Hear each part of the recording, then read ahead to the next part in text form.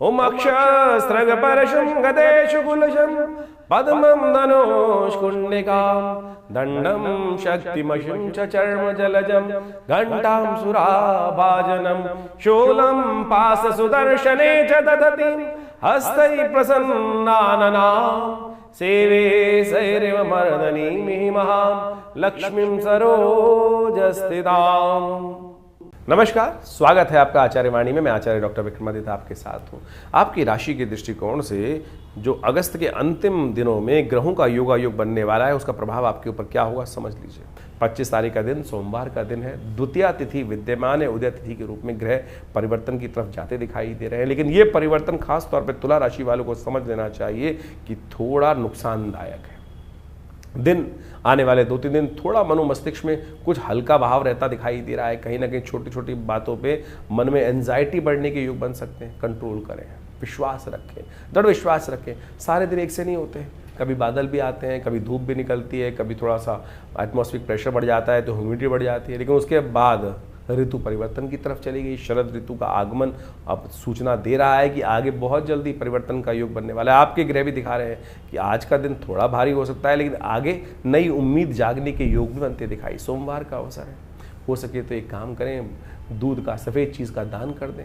हो सके तो आपकी राशि के दृष्टिकोण से आप एक काम करें, सुगंधित इत्र लेकर भगवान का, शंकर का अभिषेक करने का प्रयास करें। अपने पर भी थोड़ा इत्र लगाना आपके लिए, यानी परफ्यूम का उपयोग करना आपके लिए बड़ा अच्छा हो सकता है। कहा जाता है, भगवान शंकर का एक मंत्र है, त्र्यंबकम यजामहे सुगंधिम पुष्टिवर्धनम। सुगंधि पुष्टि देती है, तो सुगंधि का उपयोग करना आपके ग्रहों के, आपके मनोमस्तिष्क की नेगेटिविटी से पॉजिटिव लाने का रास्ता आपके लिए खुल सकता है। तो देसी सुगंध जो है उनका उपयोग करने का प्रयास करेंगे तो अच्छा रहेगा आपकी राशि के दृष्टिकोण से।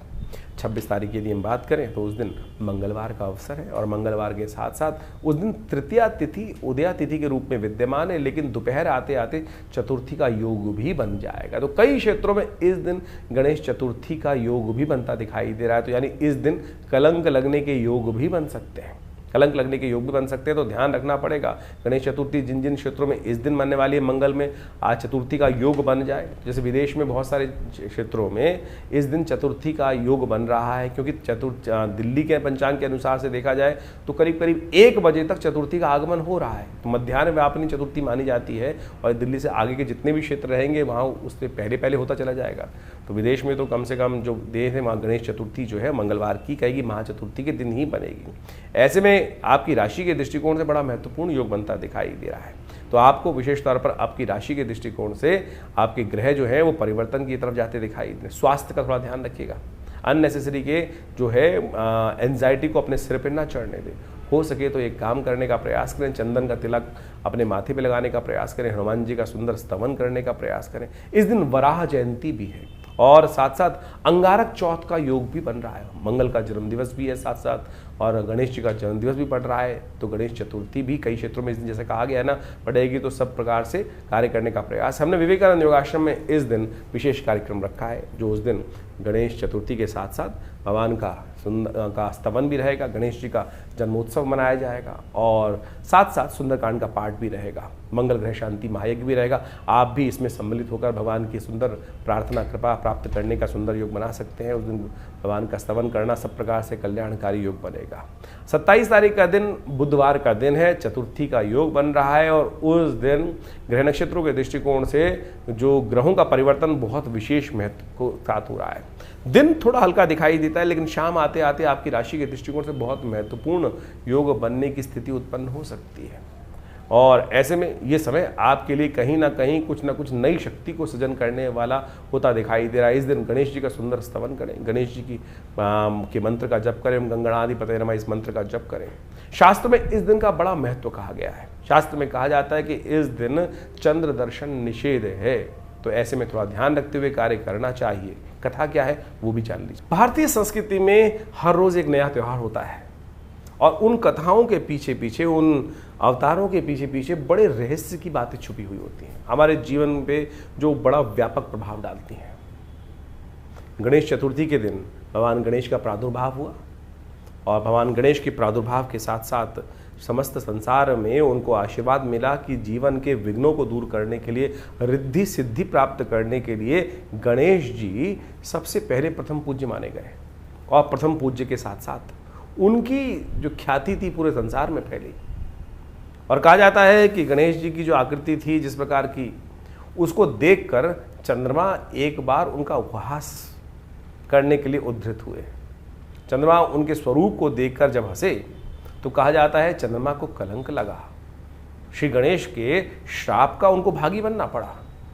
और गणेश जी के श्राप से कहा गया कि चंद्रमा अपने सौंदर्य पर जो लेकर जो इतराते हैं, उनका जो भी दर्शन करेगा उन पर कलंक लगना भी आवश्यक हो गया। उस दिन से कहा जाता है कि चंद्रमा को ऐसा श्राप लगा कि बिल्कुल आज के बाद जो तुम्हारा दर्शन करेगा, तुमको अपने स्वरूप के ऊपर इतना अभिमान है कि जिसके कारण से तुम बड़े सुंदर लगते हो कि तुम्हारे में कलंक रहेगा, जो भी तुम्हारा दर्शन करेगा उस पर भी कलंक लगने के योग बनेंगे।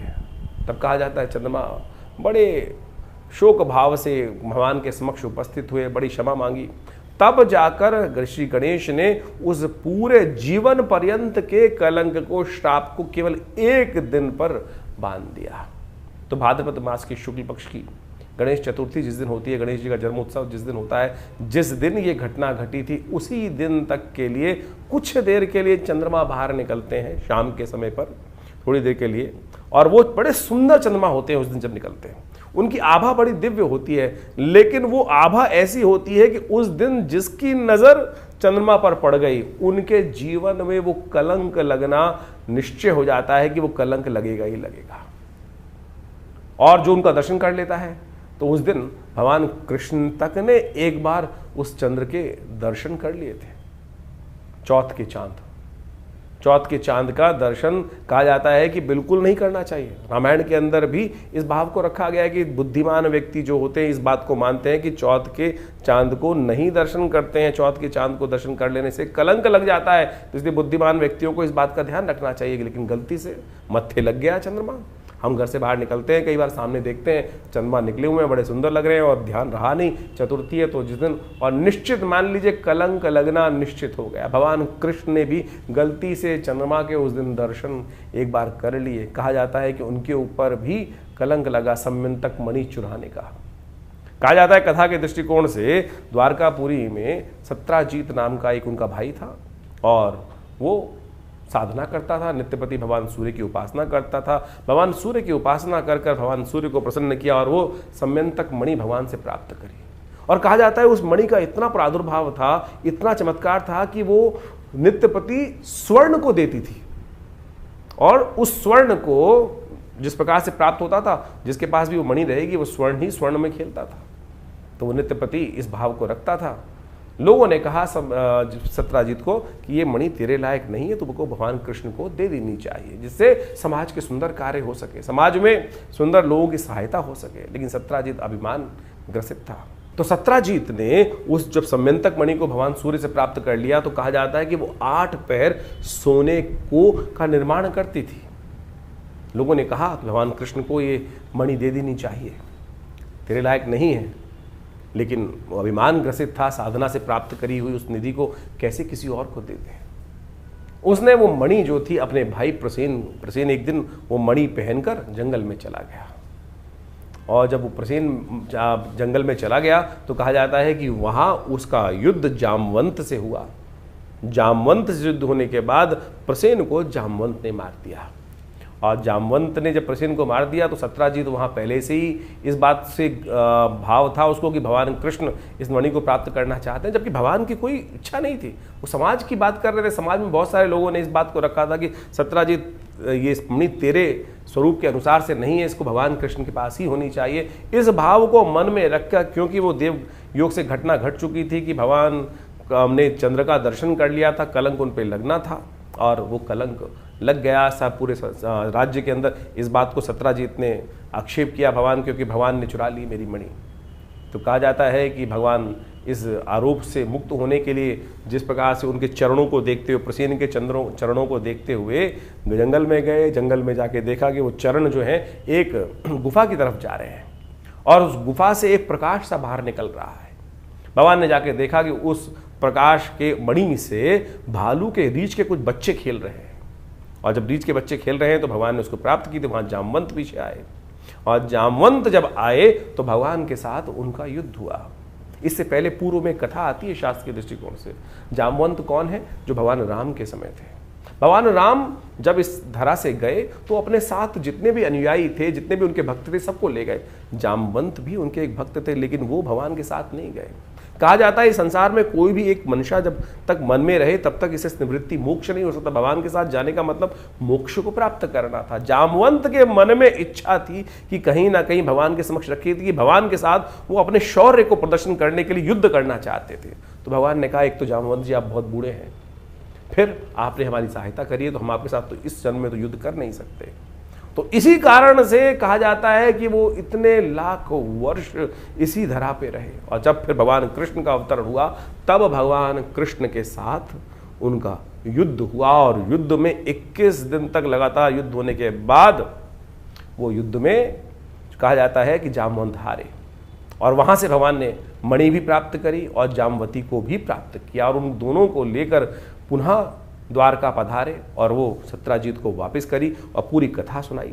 कहा जाता है इस कथा को सुन लेने से वो जो कलंक होता है वो नहीं लगता है। तो इस बात को हमें ध्यान रखें। इसके साथ एक और बात बता देते हैं हम आपको, इस कथा के साथ साथ समझ लेनी चाहिए कि इससे पहले जो दूज का चांद निकलता है, जो इसी मास में शुक्ल पक्ष का आरंभ जब होता है उस दिन दूज के दिन भी चांद निकलता है। कहा जाता है इसीलिए भारतीय संस्कृति में परंपरा बनी कि दूज का चांद अवश्य देखना चाहिए।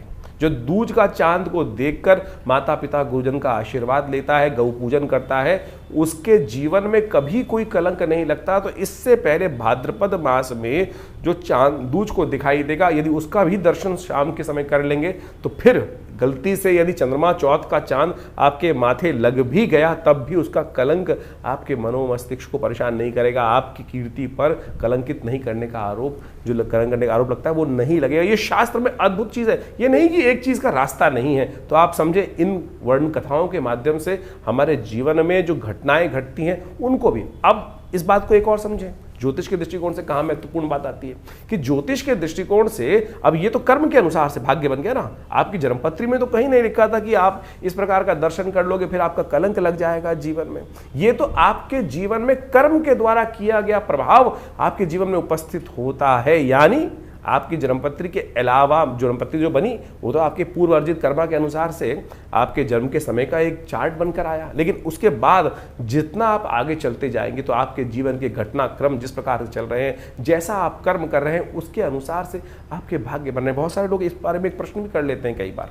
ये समझने की आवश्यकता है कि क्या हम पूर्व अर्जित कर्मों के अनुसार से ही जीवन को आगे व्यतीत करते हैं? नहीं भाई, आप उसके साथ साथ अपने प्रत्यक्ष कर्म के द्वारा भी अपने पूर्व अर्जित कर्मों को बढ़ा सकते हैं, घटा सकते हैं। दुष्कर्मों को घटा सकते हैं पुण्यों के द्वारा। जो आप यज्ञ इत्यादि, दान इत्यादि, पुण्य इत्यादि, उपाय इत्यादि विभिन्न प्रकार से करते हैं वो यही तो है। इसी के द्वारा तो पूर्व जन्म में, पूर्व समय में किए गए दुष्कर्मों का प्रायश्चित कर कर उसका घटन किया जाता है, उसको घटाया जाता है। तो यानी जो कर्म प्रधान विश्व रच राखा, ये भाव जो रखा गया है, यानी अब जो कर्म हो गया, मनसा वाचा कर्म, 3 प्रकार के कर्म शास्त्र में वर्णित है, उनको हो जाने से जीवन में जो प्रभाव उसका उत्पन्न होता है उसको घटाया बढ़ाया जा सकता है। जी हाँ, इस घटना के माध्यम से केवल घटना मत समझें, केवल एक कथा को ना समझें, इसका सारांश को समझने की आवश्यकता है कि क्या प्रभाव आपके जीवन में ग्रहों का पड़ रहा है। तो आप किसी भी प्रकार से यदि कोई गलती हो भी गई तो उसका प्रायश्चित करने के विभिन्न मार्ग शास्त्र में जगह जगह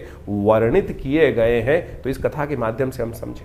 तो इस दिन भगवान का स्तवन करें, श्री गणेश का स्तवन करें।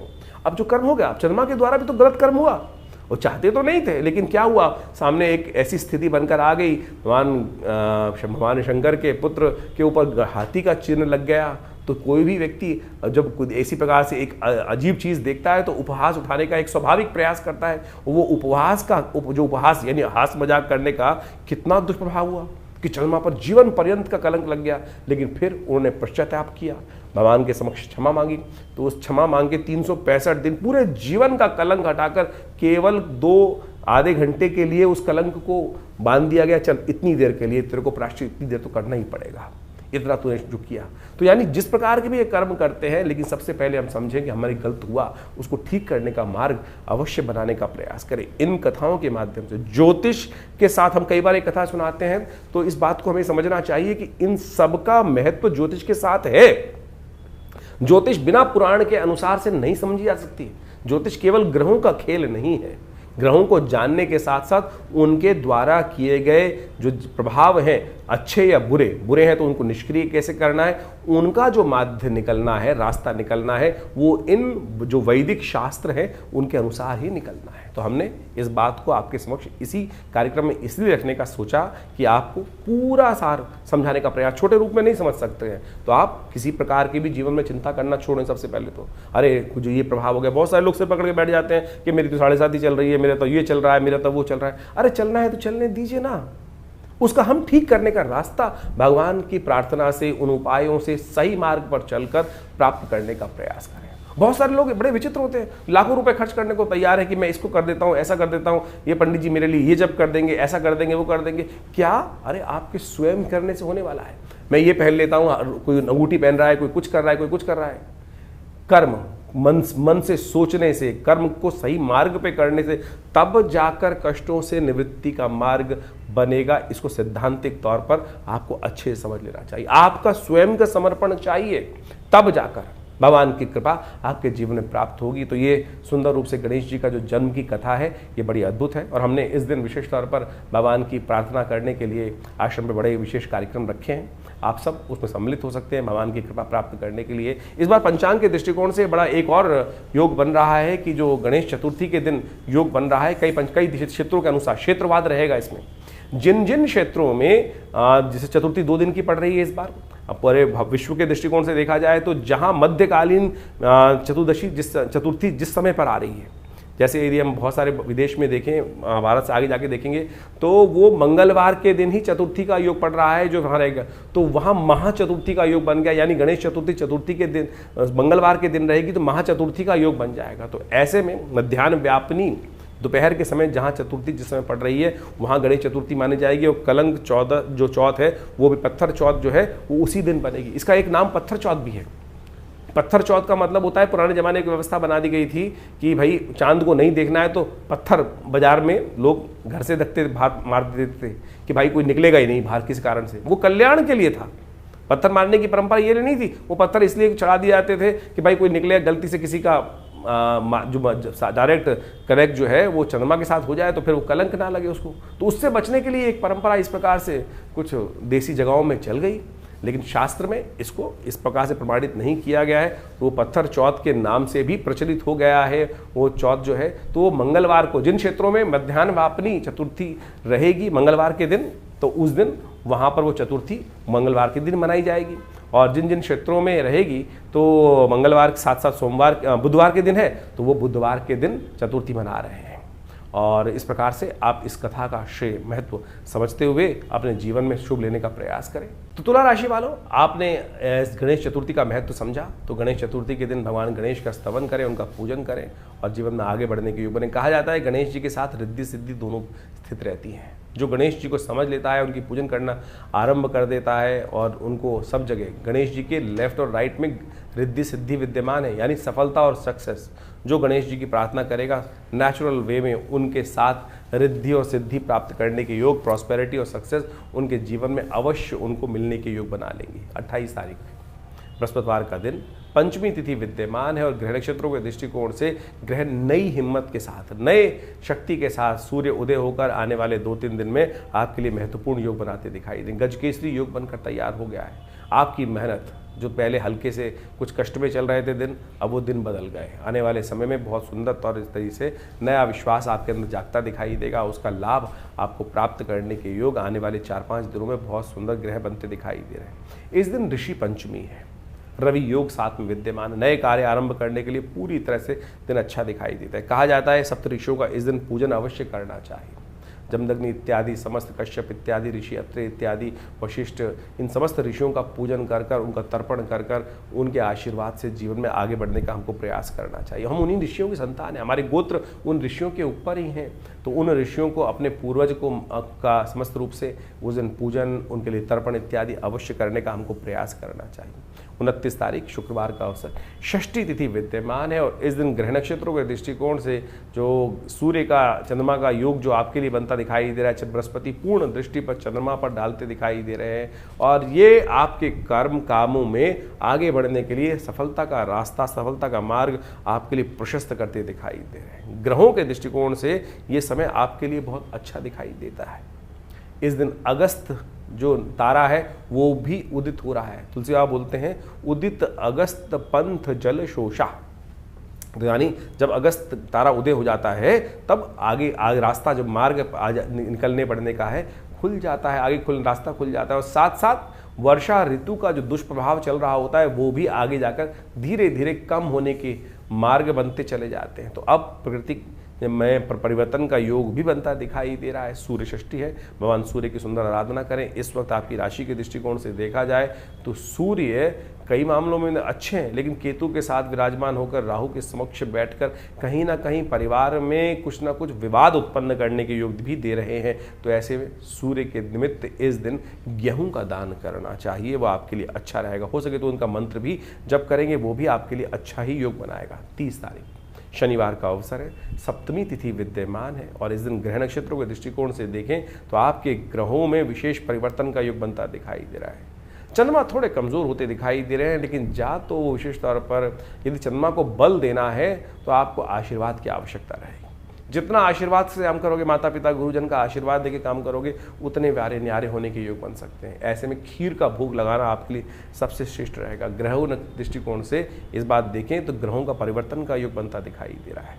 ऐसे में जो ग्रहों का परिवर्तन होने के योग बन रहे हैं, सूर्य के साथ बुध का जाना और साथ में बुध का अस्त हो जाना, सूर्य केतु के साथ जाकर बुध का अस्त हो जाना, ये थोड़ा सा कहीं ना कहीं आपके कार्यों में कुछ विघ्न उपस्थित करने के योग दे सकता है। हो सकता है कि आप जिस शक्ति से काम करने की तरफ बढ़ रहे थे वहाँ कहीं ना कहीं थोड़े थोड़े समय में कुछ ना कुछ विवाद आपके समक्ष आते दिखाई दे और उनको कंट्रोल करने में थोड़ी थोड़ी दिक्कतें आपको आने के योग बन सकते हैं। तो ऐसे में दही का दान करना चाहिए। हो सके तो एक काम करें, आप विशेष तौर पर आप जिस पानी से स्नान करते हैं उस पानी में थोड़ी फिटकरी डाल दिया कीजिए। थोड़ी फिटकरी का उपयोग करने से इस बुध में जो कमजोरी है वो थोड़ी थोड़ी ठीक होने के योग बन जाएगी। और बुध जैसे कुछ आप नहा रहे हैं उसमें एक हल्की सी फिटकरी का पानी जो है बाल्टी में हल्का सा डाल दिया तो उससे बुध का उपचार होने के योग बन जाएंगे। एक बात और ध्यान रखिएगा, सबसे बड़ी बात, बुध जब अस्त हो जाए तो मुख से बहुत नेगेटिव कुंडली में हो तो वाणी का जो व्यापार है, वाणी का जो प्रहार है वो नेगेटिव हो जाता है।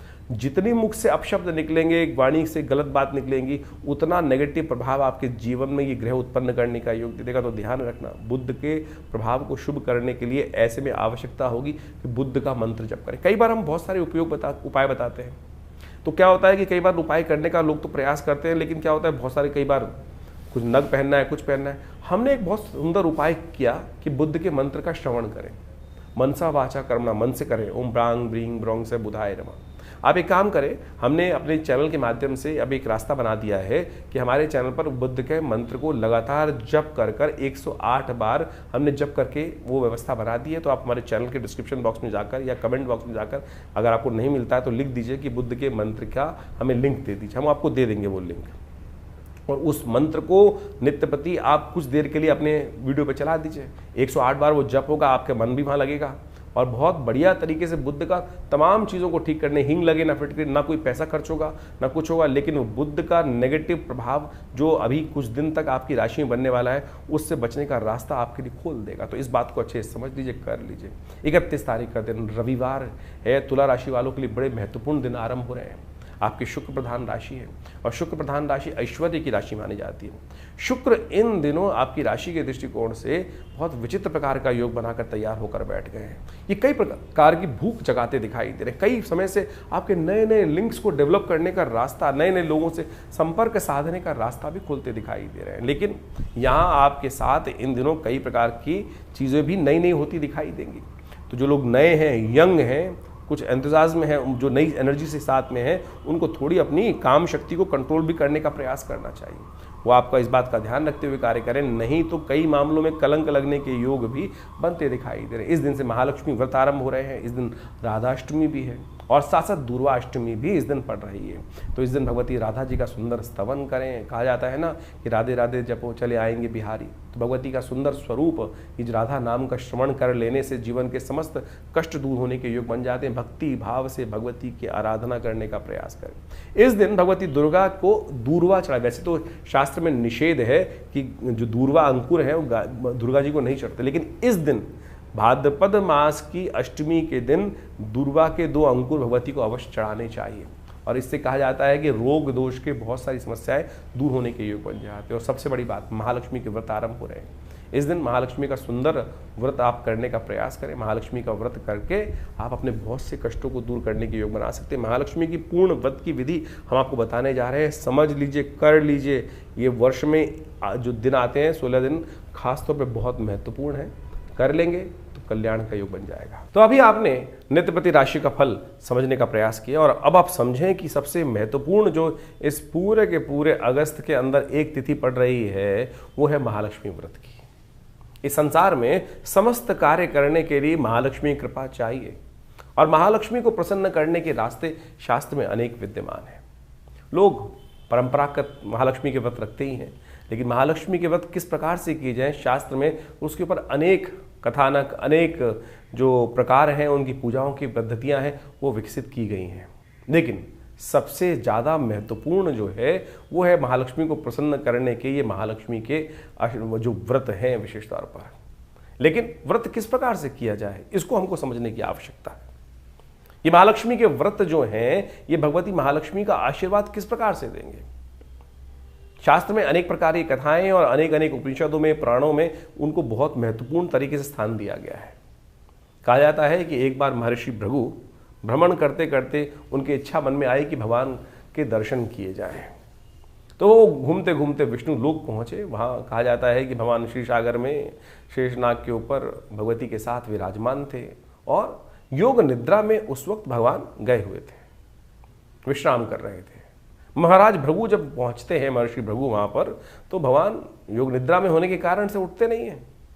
तो भृगु को बड़ा विचित्र लगता है, पता नहीं किस कारणवश उन्होंने अपना जो चरण था वो भगवान विष्णु की छाती पर रख दिया और कहा कि आपका भक्त यहां आया और आप प्रभु आप विश्राम में हैं। कहा जाता है कि भगवान तत्काल उठे और उन्होंने भृगु को प्रणाम किया और कहा कि महाराज आप आए और मैं विश्राम में रहा। लेकिन जिस प्रकार से उन्होंने चरण से भगवान विष्णु के वक्षस्थल पर आघात किया, कहा जाता है महालक्ष्मी वहीं बैठी हुई रुष्ट हुई थी। जो रुष्ट हुई तो उन्होंने महाराज भृगु को श्राप दिया कि आज के बाद हम किसी भी प्रकार से जो आप लोगों के पास नहीं आएंगे। भृगु महाराज ने भी बड़े उत्कृष्ट प्रकार के विद्वान ऋषि रहे और उन्होंने वर्णन, शास्त्र में वर्णन मिलता है कि उन्होंने भगवती के सामने अनुनय विनय के साथ एक प्रार्थना करी कि भगवती, ये मेरा भगवान का एक निजी संवाद था, भक्त हूँ और भक्त की विशेष तौर पर एक भगवान के साथ अपने दास की, अपने स्वामी के साथ एक बड़ी तारतम्यता होती है, एक घनिष्ठ प्रेमता होती है। और भगवान ने कुछ नहीं कहा, लेकिन आपने श्राप दिया, मैं उसको स्वीकार करता हूँ, लेकिन ऐसे मंत्र बनाता हूँ। महर्षि भृगु के द्वारा बनाए गए श्री विद्या के अंतर्गत आए श्री सूक्त का निर्माण उन्होंने उस कथानक के बाद किया और कहा कि जो मैं क्या, ऋषि क्या, कोई भी वर्ण का व्यक्ति संसार में इन मंत्रों को जप करेगा, उनके द्वारा यज्ञ करेगा, इस पद्धति के द्वारा कार्य करेगा, तो माँ भगवती आपको उस दास पर कृपा करनी ही पड़ेगी। और उनके द्वारा बनाए गए वो मंत्र विशेष तौर पर कहा जाता है महालक्ष्मी सूक्त के रूप में उपस्थित है। ऋग्वेद में आए हुए उपनिषद के अंतर्गत, ऋग्वेद उपनिषद के अंतर्गत आए हुए महालक्ष्मी सूक्त के अंदर इन मंत्रों का वर्णन मिलता है। और सत्य माने, हमने इसके ऊपर बहुत शोध किया ये जो विधि है श्री सूक्त की, ओम हिरण्यवर्णाम हरणिम सुवर्ण रजत सृजाम चंद्राम हिरण्यमयीं लक्ष्मीं जात वेदो माव ताम आव जात वेदो लक्ष्मी मनमगामिनीं यस्याम हिरण्यम विंदेयम कामश्वम पुरुषानहम। ये जो 16 मंत्र है, हमने 2 मंत्र आपके समक्ष इस वक्त यहाँ रखे। इनको जो नित्यपति इनके द्वारा भगवती महालक्ष्मी की आराधना करते हैं, और तो कहा जाता है कि महालक्ष्मी बाध्य हो जाती हैं उस जातक पर अपनी कृपा करने के लिए। तो इन महालक्ष्मी के जो व्रत आरंभ हो रहे हैं 31 तारीख से, भाद्रपद मास के कि जो अष्टमी जो बन रही है उस दिन से ये महालक्ष्मी व्रत आरंभ जो हो रहे हैं। इस दिन से नित्यपति भगवती की षोडशोपचार पूजन करने के उपरांत इन मंत्रों का जप और नित्यपति घी के द्वारा, कमल के बीजों के द्वारा और बिल्व की सामग्री का उपयोग करते हुए, समस्त चीज़ों का उपयोग करते हुए श्रद्धा भाव से यदि नित्यपति इन मंत्रों का जप आप इन 16 दिनों में करेंगे तो भगवती महालक्ष्मी की असीम कृपा प्राप्त होने का योग बन जाता है।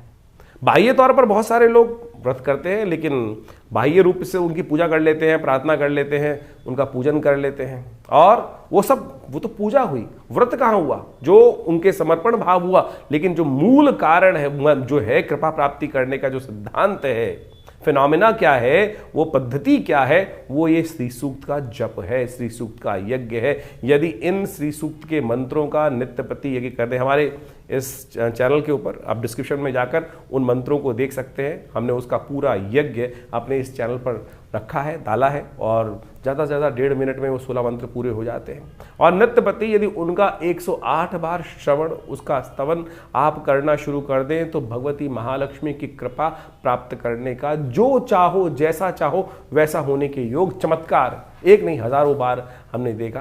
हम भी संसार में रहते हैं, और जो व्यवस्था अब चलती है भगवती कृपा से अद्भुत रूप से वो कृपा प्राप्ति के योग बन सकते हैं। तो आप कैसे भी जीवन में दुर्भाग्य के योग बने हुए हो और ग्रहों का अशुभ प्रभाव हो, वो मंत्र वो शक्ति है कि मंत्र जो है वो देवताओं को बाध्य कर देते हैं आप पर कृपा करने के लिए, ग्रहों के दुष्प्रभाव को एक तरफ कर देते हैं। यदि इन शास्त्रोक्त विधि के अनुसार से, हमारी भारतीय संस्कृति ऐसी चमत्कारिक संस्कृति है कि जो योग साथ साथ क्या है कि जो बिल्कुल पद्धतिबद्ध युक्त है कि अगर आप पूर्ण इस श्रद्धा के अनुसार से, विश्वास के अनुसार से इस मार्ग पर चलोगे तो उस गंतव्य के निष्कर्ष पर, अंतिम लक्ष्य को प्राप्त करने का रास्ता बनेगा ही, उसमें कोई दो राय हो ही नहीं सकती हैं। तो ये मंत्र विज्ञान का चमत्कार है जो हमने आज इस कथा के माध्यम से आपके समक्ष रखा है। तो इस भाद्रपद मास के जो महालक्ष्मी के व्रत आरंभ हो रहे हैं, इसमें इन 16 दिनों में नित्यपति, हमने विवेकानंद योगाश्रम में इसके लिए पूरा नित्यपति यज्ञ रखा है और पूर्ण विधि के अनुसार से भगवती महालक्ष्मी के ये अनुष्ठान को किया जा रहा है। आप भी उसमें अपना भाग ले सकते हैं। पूरी व्यवस्था जानने के लिए हमारे जो आश्रम के नंबर्स हैं उन पर संपर्क साध सकते हैं। आपके कैसे भी ग्रह योग हो, कोई बड़ा का कार्य हो, हमने जितनी बार भी, जिसके लिए भी, जब भी, अपने लिए भी, जैसे जब आवश्यकता के अनुसार से करते हैं तो भगवती के ये मंत्र चमत्कार दिखाते हैं। और ये बाण वो बाण है कि लक्ष्य भेद कर ही आता है और लक्ष्य की पूर्ति की तरफ ही काम करता है। तो बड़ी श्रद्धा के साथ आप इन महालक्ष्मी व्रतों को करें, श्रद्धा के साथ इन तरफ चलें। हमारा विश्वास है कि भगवती कृपा से आपके अद्भुत मनोकामना सिद्धि के योग अवश्य बनेंगे। तो इस कार्यक्रम में हमने आपके समक्ष समस्त राशि का प्रभाव उपस्थित किया। तो आप इस पर चलकर, इन मंत्रों को जानकर, इस विधि को जानकर अपने जीवन में कल्याण का मार्ग प्रशस्त करें। धन्यवाद।